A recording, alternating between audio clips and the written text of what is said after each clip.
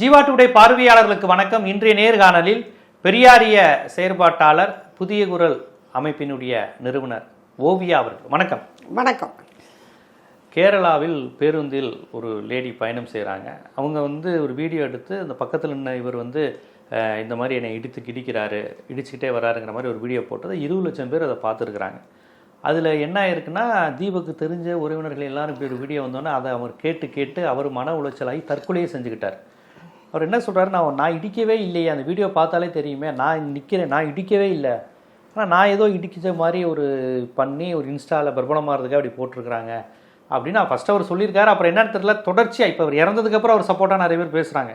இல்லைனா ஒரு லேடியை இடிச்சிட்டாங்கிறது ஒரு பெரிய வெளியே சொல்ல ஒரு குடும்பத்துக்கான மான பிரச்சனை மாதிரி ஆயிரும். அதில் அவர் மனம் எதுவுமே செத்துட்டார். இப்போ பெற்றோர்லாம் ரொம்ப மன உளைச்சலில் இருக்கிறாங்க.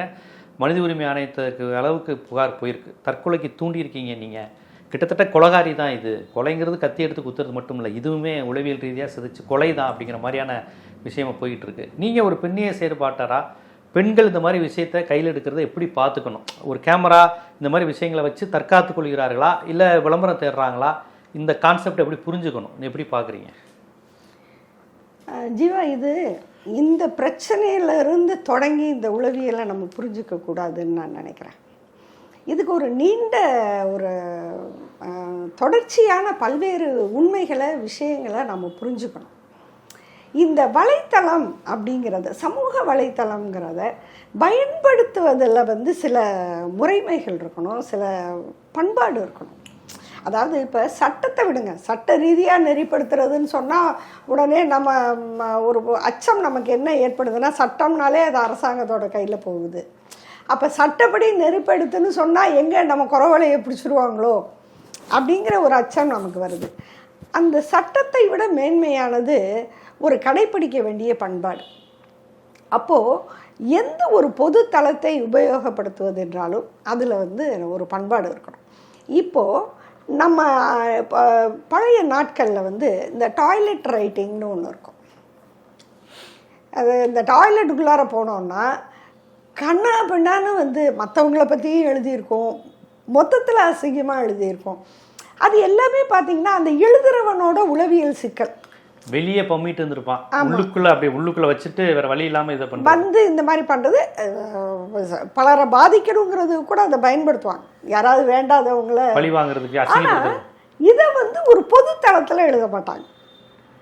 ஒரு பொது தளம் அப்படிங்கிறதுல ஒரு பண்பாடு காப்பாற்றப்படுது. பத்திரிகை உலகம்னு இருந்தப்போ இல்லைன்னா அப்புறம் சில மோசமான பத்திரிகைகள், அதுக்கு மஞ்சள் பத்திரிகைன்னு சொல்லுவாங்க, அந்த பத்திரிகைகள் இந்த மாதிரி வேலையை செய்யும் அப்படின்னு ஒரு. ஆனால் இப்போ நல்ல மனிதர்கள் அப்படிங்கிறவங்க அந்த மஞ்சள் பத்திரிகையை இப்படி கையில் வச்சிருக்கிறது கூட அவமானமாக பார்ப்பாங்க. மஞ்சள் பத்திரிகையை எப்படி படிப்பாங்கன்னா யாருக்கும் தெரியாமல் படிப்பாங்க. அந்த பத்திரிகைக்கு ஒரு பத்திரிகைக்கான அங்கீகாரத்தை கொடுக்க மாட்டாங்க. இன்னும் சொல்லப்போனால் பத்திரிகை உலகத்தில் ஒருத்தரை திட்டணும் அப்படின்னு சொன்னால் அவன் ஒரு மஞ்சள் பத்திரிகை நடத்திக்கிட்டு இருக்கான் அப்படின்னு சொல்லும். அது ஒரு கேவலமான விஷயம். இந்த சமூக வலைத்தளத்தில் ஒரு பெரிய சிக்கல் இருக்குது ஜீவா. இது எல்லாமே ஒன்றா இருக்குது. டாய்லெட் ரைட்டிங், நான் வகைப்படுத்தின விஷயங்களில் இந்த டாய்லெட் ரைட்டிங், மஞ்சள் பத்திரிகையில் எழுதுறது, பண்பாடான எழுத்துக்கள், இது எல்லாமே பார்த்திங்கன்னா கலந்து கட்டி வருது. இப்போ இதுதான் சிக்கல். இதை என்னன்னு கேட்டால் நம்மளால் பைஃபர்கேட் பண்ணுறது முடியல. இப்போ அந்த இதில் பண்ண மாதிரி அதில் இந்த படிநிலை இருந்ததில்ல, அதை இங்கே உருவாக்குறது ரொம்ப கஷ்டமாக இருக்குது. இது ஒரு முதல் சிக்கல், வலைத்தளங்களில் உள்ள ஒரு முதல் சிக்கல். எல்லாரும் எழுதுகிறாங்க. ஒரு எழுத்தாளர் அப்படிங்கிறதுக்கான அந்த சில அடிப்படை கூறுகள் அப்படிங்கிறது இங்கே எடுபட்டு போயிடுச்சு. ஃபேஸ்புக் அக்கௌண்ட் வச்சுருக்க எல்லாருமே எழுதுகிறாங்க. அப்போ நினச்சதெல்லாம் எழுதுகிறாங்க. அப்போ எல்லாரும் ஒரு பொதுவெளியில் எழுதுவதற்குரிய பண்பாட்டு தகவமைப்பு வளர்ச்சியை பெற்றிருக்கிறாங்களான்னு கேட்டால் இல்லை. இப்படி பல சிக்கல்கள் இந்த சமூக வலைத்தள எழுத்துக்களில் அல்லது வீடியோக்களில் இது வந்துக்கிட்டு இருக்கு. இந்த சிக்கல்களை பொதுவாக நம்ம நிறைய சந்திச்சுக்கிட்டு இருக்கோம். அதில் இந்த விஷயம் இருக்கு பாருங்க, இதில் இன்னொரு முகம் இருக்குது. இதில் இப்போ அந்த பெண் எதை தன்னுடைய லாபமாக்க விரும்புகிறாங்க. நிச்சயமாக அந்த பொண்ணுக்கு ஒரு நீதி கேட்குற உணர்வு மட்டும் இருக்குன்னு நான் ஒத்துக்க மாட்டேன். அதை வைத்து சம்பாதிக்கணும்னு நினைக்கிறாங்களான்னு அந்த பொண்ணு வழக்கமாக ரீல்ஸ் போடுற பொண்ணான்னு எனக்கு தெரியல. அதாவது வழக்கமாகவே ரீல்ஸ் போட்டு சம்பாதிக்கிறவங்களான்னு எனக்கு தெரியல. அல்லது ஒரு இன்ஸ்டா அந்த மாதிரி ஒரு அக்கௌண்ட்டில் அந்த பிள்ளை போட்டிருக்கு அப்படின்னு சொன்னால் அந்த பிள்ளைக்கு வந்து அதில் பணம் வருதோ இல்லையோ, ஆனால் ஒரு இத்தனை பேர் என்னோட ரீல்ஸை பார்த்தாங்க அப்படிங்கிற ஒரு இதை நான் எதோட ஒப்பிடுறதுன்னு தெரியல. ஒரு சுய இன்பம் தான் சொல்லணும். இதை என்னோட இதை பார்க்குறாங்க அப்படிங்கிற ஒரு சுய இன்பம். அது ஒரு அற்ப மகிழ்ச்சி. எனக்கு இவ்வளோ பேர் என்னைய பார்க்குறாங்க, இவ்வளோ வியூஸுங்கிறது வந்து ஒரு நல்ல பண்பாடான மகிழ்ச்சியோடு ஒப்பிடத்தக்கது அல்ல. அது ஒரு அற்ப மகிழ்ச்சி. அந்த மகிழ்ச்சிக்காக அந்த பெண் செய்யுது. ஆனால் எதை பயன்படுத்துதுன்னு சொன்னால், பெண்கள்லாம் முன்னாடி மாதிரி பயந்துக்கிட்டு இல்லையாக்கும். நாங்கெல்லாம் ஒன்னைக்கு ஒன்று நீதி காலத்தில் ஒடுங்கி இருந்தோம். ஆமாம், இன்னைக்கு அம்பலப்படுத்துகிற இடத்துக்கு வந்துட்டோம். இன்னைக்கு வந்து எங்கள் கையில் அதிகாரம், சமூக அதிகாரம் எங்கள் கைக்கு வந்துருச்சு. உன் கையில் இது இருக்குன்னா உன் கையில் என்ன வேணாலும் இருக்கட்டும், நீ ஆம்பளையாக இருந்தால் இருந்துட்டுப்போம். ஆனால் என் கையில் சமூக அதிகாரம் வந்து சமூக வலைத்தளம் வழியாக வந்திருக்கு. நான் ஒரு பெண்ணுன்னு சொன்னால் எனக்கு எல்லாரும் இறக்கப்படுவாங்க. அதுவும் ஒரு பெண்ணு, இப்போ இதே பொண்ணு நான் காலையில் சாப்பிட்லங்க எனக்கு ரொம்ப பசிக்குதுன்னு போட்டால் 20 லட்சம் பேர் பார்க்க போகிறானா? அப்போ மட்டும் அந்த பிள்ளை கஷ்டப்படலையா? அது எவனுக்கும் இங்கே அக்கறை கிடையாது. ஆனால் இந்த பாலியல் குற்றச்சாட்டுகளில் நம்ம மக்களுக்கு இருக்கிற ஒரு அதீத ஆர்வம் இருக்குது பாருங்க. இந்த பாலியல் குற்றச்சாட்டுகளில் சேர்க்கப்பட வேண்டிய இன்னொரு குற்றச்சாட்டை நீங்கள் முதல்ல புரிஞ்சுக்கணும். பாலியல் குற்றச்சாட்டுகள் மீது காட்டப்படுகின்ற ஆர்வம், அதுவே ஒரு குற்றம் தான். அதுவும் குற்றம். அது குற்றவாளிகள் தான் செய்யறாங்க. அது தொடர்பான செய்திகள் தான் நம்ம மக்களுக்கு வரக்கூடிய ஒரு, அவங்களுக்கு எங்க இருந்து தான் அந்த தேடல் வருமோ. வீட்டுல 1000 பிரச்சனை இருக்கும், இரு அது என்னன்னு பாத்துருவோம், அது என்ன நடந்ததுன்னு உடனே பாத்துருவோம். இந்த மாதிரியான ஒரு அதீத ஆர்வம் தான் இந்த மாதிரியான செயல்களுக்கு ஊக்கம் கொடுக்குது. இன்னொரு பாயிண்டையும் நான் சொல்ல வரேன். முதல்ல சமூக வலைத்தளத்துல தனிநபர்களை பற்றி பதிவிடுவதற்கு சில சட்ட முறைமைகளை நாம் உடனடியாக ஏற்படுத்தணும். நீங்கள் வந்து ஒருவர் உங்களுக்கு குற்றம் இழைத்தால் இந்த நாட்டில் நீதித்துறைன்னு இருக்குது. இதே வாதத்தை நம்ம சில ஆண்டுகளுக்கு முன்னாடி நான் வந்து மீட்டூவுக்கு வச்சுருக்கிறேன். அதை நான் இங்கே ஞாபகப்படுத்துகிறேன். மீட்டூ வந்து 100% நியாயம்னு பேசுகிற யாரும் இதை தப்புன்னு பேசுகிறதுக்கு அவங்களுக்கு முகாந்திரமே கிடையாது. ஏன்னா நீங்க கொடுத்த சமூக அதிகாரம் அது எப்படி போய் நிற்கும்னு பாருங்க. நாங்க மீட்டூவை எதிர்க்கும் போது பாலியல் குற்றச்சாட்டை நாங்க ஆதரிக்கிற மாதிரி நீங்க அதை திசை திருப்புறீங்க. மரண தண்டனைக்கு எதிராக குற்றங்களுக்கு ஆதரவானவர்னு பேசுறீங்க. ஆனா உண்மை அது அல்ல. பாலியல் குற்றச்சாட்டுகள் நடக்காத ஒரு சமூகம் வேணும்னு வாழ்க்கை ஃபுல்லா உழைக்கிறவங்க நாங்க. புரியுதா? ஆனால் ஏன் வந்து மீட்டூவை ஏற்றுக்க மாட்டேங்கிறோம்னா, அது தவறான சமூக அதிகாரம்னு சொல்கிறோம். அது ஒரு தவறான சமூக அதிகாரம். நீங்கள் ஒருவேளை நீங்கள் ஆதரிக்கிற ஒரு நபர் நியாயமானவராக கூட இருக்கலாம், நமக்கு அது தெரியாது. உண்மையிலே பாதிக்கப்பட்டவராக இருக்கலாம். இப்போ நாம வந்து அந்த போக்கை ஆதரிக்கலைன்னா அவர் பாதிக்கப்படவில்லை அப்படின்னு நம்ம சொல்கிறதா நீங்கள் எடுத்துக்க கூடாது. ஆனால் அனைத்து பாதிப்புகளுக்கும் முறையான இடங்கள் இருக்கின்றன. அந்த இடத்துல தான் நீங்க போய் கேட்கணும். இது வந்து பெண் ஆண் பிரச்சனைக்கு மட்டும் இல்லை, பொதுவான அனைத்து தனிநபர் பிரச்சனைகளுக்கும் இதை சொல்ல முடியும். இப்போ உதாரணமாக வந்து எங்களுடைய வாட்ஸ்அப் குழுவில் ஒரு சம்பவம், இது பல ஆண்டுகளுக்கு முன்னாடி நடந்தது. அதாவது நாங்கள் வந்து நம்முடைய கருத்தோட்டம் எப்படி அனைத்து விஷயங்களுக்கும் பொதுவானதாகவும் அறம் என்பதை வலியுறுத்துவதாகவும் இருக்குங்கிறத காட்டணுங்கிறதுக்காக நான் இதை சொல்ல விரும்புகிறேன். அந்த வாட்ஸ்அப் குழுவில் ஒருத்தர் ஒரு வீடியோ போடுறார். அந்த வீடியோ என்னன்னா, ஒரு கண்டக்டர் அவர் வாட்டுக்கு அந்த நடைமேடைன்னு சொல்லுவோம்ல பஸ் ஸ்டாண்டில், இத்தனாவது நடைமேடை எண் அப்படின்னு அறிவிப்பெல்லாம் கூட, அது மாதிரி ஒரு நடைமேடையில் உட்காந்து நின்றுக்கிட்டு கண்ணா பின்னான்னு வந்து கத்துறார். ஏதோ கொடு முடியாது என்னவோ சொல்கிறார். இது ஒரு வீடியோ ஒரு வாட்ஸ்அப் குழுவில். அதுவும் வந்து புதிய குரல் வந்து ஒரு தத்துவார்த்தமான ஒரு கருத்தியல் குழு. அதில் வந்து இந்த வீடியோ ஒரு முற்போக்கு சிந்தனை உள்ளவர் தான் போடுறார். உடனே நாங்கள் கேட்குறோம் குழு சார்பாக, இது எது சம்மந்தம் இல்லாமல் இப்படி ஒரு வீடியோ போடுறீங்க, என்ன விஷயம்னா அந்த கண்டக்டர் லஞ்சம் கேட்கிறார், லக்கேஜை ஏற்றிட்டு போகிறதுக்கு லஞ்சம் கேட்கிறார். அப்போ நாங்கள் கேட்டோம், அது சரி, ஆனால் இந்த குழு என்ன போலீஸ் ஸ்டேஷனா? இந்த குழு என்ன செய்ய போகுது அவரை? ரெண்டாவது, இதை ஆராய்ச்சி பண்ணுறது இந்த குழுவினுடைய விசாரிக்கிற அதிகாரம் இந்த குழுவுக்கு இருக்கா? இல்லை, விசாரிக்கிற வேலையே இந்த குழு தான் செய்ய முடியுமா? அதுக்கான அமைப்பு இருக்கா இந்த குழுவுக்கு? எதுவுமே இல்லாமல் ஒரு தனிநபரை பற்றி எதற்காக இப்படி ஒரு...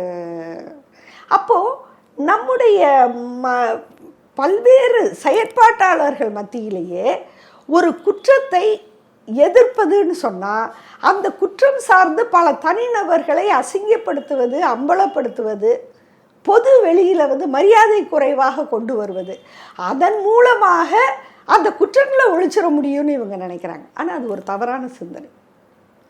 ஒரு பொது வெளியின் கண்ணியம் காப்பாற்றப்பட வேண்டும்.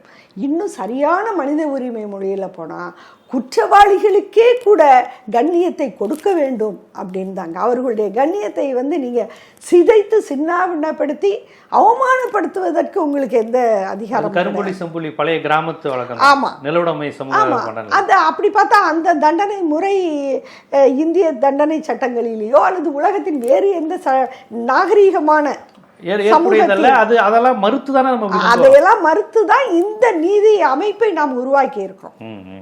ஒருவன் குற்றம் செய்திருந்தால் அந்த குற்றத்திற்கு உரிய தண்டனை. இந்த வார்த்தை ரொம்ப முக்கியமானது. இப்போ அந்த இளைஞர் அப்படி செய்யலைன்னு சொல்லியிருக்கிறாரு. நிறைய பேர் அவர் இப்போ அதாவது 20 லட்சம் லைக் போடும்போது இந்த மக்களுக்கு தெரியல. சரி, அது 20 லட்சம் லைக் போட்டோன்னு இப்ப தப்புன்னு பேசுவாங்க. அதான் நம்ம. ரெண்டாவது, அப்படியே நடந்துச்சு, அவர்கிட்ட ஏதோ ஒரு கிறுக்கு பிள்ளை போட்டிருக்கு, நீ போப்பா விடுப்பா அப்படின்னு சொல்கிறதுக்கு 4 பேர் வேணும். இப்போ நான் இதை நிறைய இடத்துல வலியுறுத்தி இருக்கிறேன். தயவுசெய்து உங்களை சுற்றி நல்லவங்க மத்தியில் வாழுங்க. உங்களுக்கு சொத்து இருக்கோ சுகம் இருக்கோ, எல்லாரும் சொத்து இருந்தால் சுகம் இருந்தால் வாழலாம்னு நினைக்கிறாங்களே ஒழிய நம்மளை சுற்றி நல்ல மனிதர்கள் இருக்கணும்னு நினைக்க மாட்டேங்கிறாங்க. அப்போது இதையெல்லாம் தட்டி கொடுத்து, இது என்னப்பா பிரச்சனை, விடு தம்பி அப்படின்னு சொல்கிற மாதிரி மக்கள் மத்தியில் நம்ம இல்லை. அனாதைகளாகிறோம். ஒரு பிரச்சனை வரும்போது இந்த சமூகம் இன்று மனிதர்களை, தனி மனிதர்களை அனாதைகளாக்குகிறது. இது சமூக குற்றம். அப்படி மனிதர்களை பரிதவிக்க விடக்கூடாது. கண்டிப்பாக கொஞ்சம் பேர் அந்த பிள்ளையை கண்டம் பண்ணியிருக்கணும். ஆனால் அதெல்லாம் நிகழலைன்னொன்னே அந்த இளைஞர் மனமுடைகிறார். அதாவது அவருக்கு வயசு 40 அப்படின்னு சொல்கிறாங்க. 40 வருஷம் வாழ்ந்த ஒரு உலகத்தில் அவர் ஒரு வாழ்க்கையை வாழ்ந்திருக்கிறாரு. அதில் திடீர்னு ஒரு பேருந்து பயணத்தில் ஏதோ ஒன்று நடந்ததோ நடக்கலையோ, இப்போ நமக்கு அது தேவையில்லை. நம்மளும் அந்த ஆராய்ச்சிக்குள்ளார போக வேண்டாம். அது ஒரு அசிங்கமான ஆராய்ச்சி. அந்த ஆராய்ச்சியே தப்புன்னு நான் சொல்கிறேன். அதெல்லாம் முக்கியம். அதுக்கு பிறகு அந்த மனிதனின் கௌரவம், கண்ணியம் ஒரு நாளில் தொலைந்து போகும் என்றால் அந்த மனிதன் இந்த சமூகத்தின் மீதான நம்பிக்கையை இழப்பானா இழக்க மாட்டானா? சமூகம்னு என்ன இருக்கு? அப்புறம் இன்னைக்கு இந்த சமூகமே ஒரு பகட்டான சமூகமாக மாறிக்கிட்டு இருக்கு. யாரையும் தட்டி கேட்பதற்கு ஒரு தாட்டியம் இல்லாத சமூகம், ஒரு தவறுகளை கண்டிக்க தெரியாத சமூகமாக இது இருக்கு. ஏதோ இன்னும் சொல்லப்போனால் பல தவறுகளை எல்லோரும் சேர்ந்து கூடி கும்மி அடித்து வாழ்த்துற மாதிரி தான் இந்த சமூகம் போய்கிட்டு இருக்கே ஒழிய இது மாதிரியான செய்கைகளை ஊக்குவிப்பு தரக்கூடிய ஒரு சமூகம் இருப்பது கவலைக்குரியது. அந்த தனிநபரை மட்டும் நான் கவலைக்குரிய அம்சமாக பார்க்கல. அதுதான் ரொம்ப முக்கியமானது. நீங்கள் அடுத்து கேட்டீங்க, இது பெண் உரிமை, பெண்கள் உரிமையாக வர்றாங்கன்னு. ஆமாம், பொதுவெளிக்கு பெண்கள் வரும்போதெல்லாம் இந்த மாதிரி பேருந்தில் இடிக்கிறவங்க, பசங்களுடைய தொந்தரவு, ஈவ்டீசிங், இதனாலேயே பல பெண்கள் படிக்க வேலைக்கு போகாமலாம் இருந்த காலகட்டங்கள் இருந்தது. இன்னைக்கு பெண்கள் அன்னைக்கு கூடி குறுக்கி ஆம்பளைங்க வந்தாலே ஒதுங்கி போன காலம் போய் ஆம்பளை பக்கத்தில் நிற்கிறாங்க. இடிச்சா அவங்களே கேமரா எடுத்து அவங்களே நீதிபதியாகி அவங்களே அம்பலப்படுத்துகிறாங்க. இது ஒரு வகையில் மேல்சாவணி உலகத்திலேருந்து பெண்கள் ஓரளவுக்கு தங்களை தற்காத்துக்கிறாங்க, மீட்டுக்கிறாங்கங்கிற மாதிரியான ஒரு கான்செப்டில் அதை எடுத்துக்க முடியுமா, இல்லை அது முழுக்க தப்பான விஷயமா நோக்கி தான் போகுதா?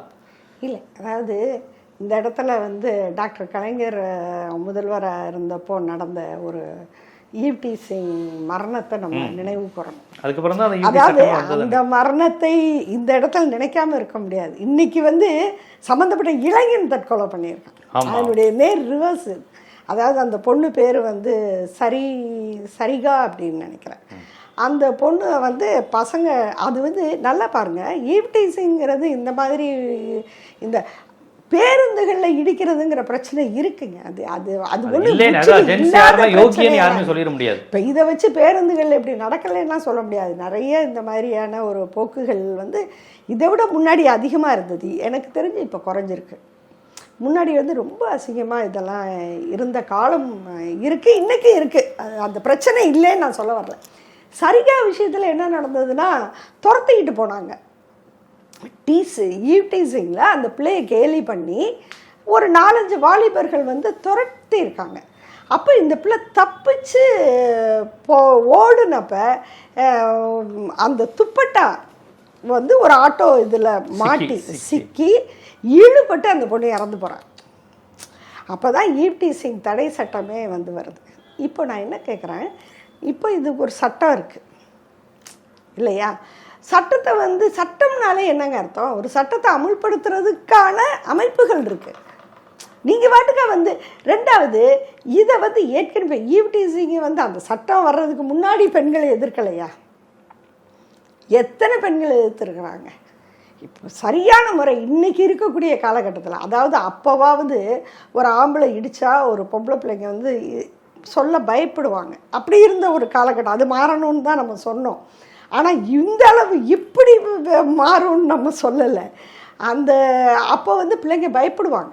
ஒருத்தன் வந்து நம்ம மேலே வந்து இடிக்கிற மாதிரி நின்னாலே சில பிள்ளைங்கள்லாம் பார்த்தீங்கன்னா கை காலெலாம் அதுகளுக்கு நடுங்க ஆரம்பிச்சு. பக்கத்தில் நெருங்கி வர்றாங்கனாலே அந்த பிள்ளைகளுக்கு வந்து கையெல்லாம் ஜில்லுன்னு ஆகிடும், பயந்து நடுங்குங்க. அது ஒரு பீரியடு. இன்றைக்கி வந்து நீங்கள் தைரியமாக எதிர்கொள்கிறீங்கன்னா நீங்கள் என்ன ஒரே வார்த்தை, மிஸ்டர் தள்ளி நில்லுங்க, அவ்வளோதான் முடிஞ்சு. சார் தள்ளி நில்லுங்க சார் அப்படிங்களா, இல்லாட்டி மிஸ்டர் தள்ளி நில்லுங்க, அவ்வளோ தள்ளி நில்லுங்க, தேவையில்லாமல் நீங்கள் இடிக்கிறீங்க, இதோட வந்து தள்ளுங்க அப்படின்னாலே முடிஞ்சு போக வேண்டிய பிரச்சனை இது. அது சத்தமாக பேசினாலே அவங்களுக்கு வந்து பெரிய அவமானமாயிடும். சில ஆட்கள் வந்து திருப்பி நாயகமாக இடிச்சேன்னு கூட கேட்குற சம்பவமும் இருக்கும். அப்போ அங்கே இருக்கிறவங்களே நீங்கிட்டு தள்ளுன்னாங்கன்னா பிரச்சனை முடிஞ்சு போச்சு. அப்படி முடிய வேண்டிய ஒரு பிரச்சனையை இது எப்படி வந்து அதில் இன்னொன்று பாருங்கள், அந்த புகைப்படத்தில் வந்து அந்த ஆணின் கண்ணியம் மட்டும் பாதிக்கப்படல, நீயும் தான் பாதிக்கப்படுற, உன்னையும் தான் வந்து நீ வந்து காட்சிப்படுத்திக்கிற. அப்போ அதை பற்றியும் இந்த பெண்ணுக்கு கவலை இருக்கிற மாதிரி தெரியல இல்லையா? ஆக என்னன்னு கேட்டால் கொஞ்சம் ஒரு சுதந்திர வெளி உருவாகிருக்கு. ஆனால் அந்த வெளியை எப்படி பயன்படுத்திக்கிறது, இதை எப்படி ஆரோக்கியமாக பயன்படுத்துவது அப்படிங்கிறதுல பெண்களுக்கு பயிற்சியும் இல்லை, பெரும்பாலான பெண்களுக்கு விருப்பமும் இல்லை. ஒரு குறுக்கு வழியில் போகிறதா விரும்புகிறாங்க. கற்றுக்கொள்ளணும். இந்த சமூகத்தை வந்து நம்மளுக்காக ஒரு தலைமுறை போராடி நமக்கு இந்த ஒரு சுதந்திர வெளியை உருவாக்கி கொடுத்துருக்கு. அந்த சுதந்திர வெளியை பயன்படுத்தி நம்ம இந்த சமூகத்துக்கு திருப்பி என்ன செய்யணும் அப்படிங்கிறதுக்கு பதிலாக இதை எப்படியெல்லாம் ஒரு கொண்டாட்ட வெளியாக மாற்றிக்கொள்ளலாம். இந்த லிபரேட்டட் ஸ்பேஸை வந்து ஒரு செலிப்ரேட்டிங் ஸ்பேஸாக அவங்க மாற்றுறதுல அவங்க காட்டுற முனைப்பை ஆரோக்கியமான வழிகளில் காட்டுவது ரொம்ப குறைவாக இருக்குது. அதுதான் இதில் வெளிப்படுது. இதை வந்து ஒரு பெண் உரிமை செயல் அப்படின்னு யாராவது சொன்னால் அது வருத்தத்துக்குரியது. அப்படி சொல்லக்கூடாது அப்படிங்கிறது தான் என்னோட கருத்து. அப்போ இந்த பெண்ணினுடைய அந்த ரீல்ஸ் மோகம், கையில் கேமரா இருக்குங்கிறத தப்பாக பயன்படுத்தினது எல்லாம் சேர்ந்து அந்த ஒரு உயிரை கொண்டு இருக்குன்னு தானே அர்த்தம். ஆமாம், கண்டிப்பாக. இப்போ தீபக்கை கொண்டுட்டீங்களாடான்னு புலம்புறீங்க. அந்த ரீல்ஸ் மோகம் மட்டும் இல்லை, ஒரு என்ன சொல்கிறது, நாம் வாழ்கின்ற சமூகம் ஒரு மனிதர்களை அரவணைத்து ஒரு சமூக மனிதனாக வாழ வைப்பதற்கான தகுதியை இழந்து கொண்டே வருகிறதுன்னு நான் பார்க்குறேன். ஒருத்தருக்கு ஒரு பாதிப்பே ஏற்படுது, ஏன் அவனை சுற்றி இருக்கிற மனிதர்கள் அவன்கிட்ட பேச மாட்டேங்கிறீங்க? ஆறுதல் கொடுத்துருக்கணும்ல. இது ஒன்றும் இல்லைப்பா, அவன் தான் வந்து தப்பாக போட்டிருக்கான், நீ ஏன் கவலைப்படுற? அந்த சமூகம் இல்லைன்னா நீ ஒரு பதிலை போட்டு விடு. அது இந்த மாதிரி பெண்கள் விஷயத்துல உடனே வந்து எல்லாரும் சம்மந்தம் இல்லாதவெல்லாம் ஆஜராகி திட்ட ஆரம்பிக்கிறது. ஆமா, வேணா அக்கா தங்கச்சியோட இதுல பெரிய பிரச்சனை இதுதான். நான் வந்து தொடக்கத்துல இருந்து சொல்றது இதுதான்.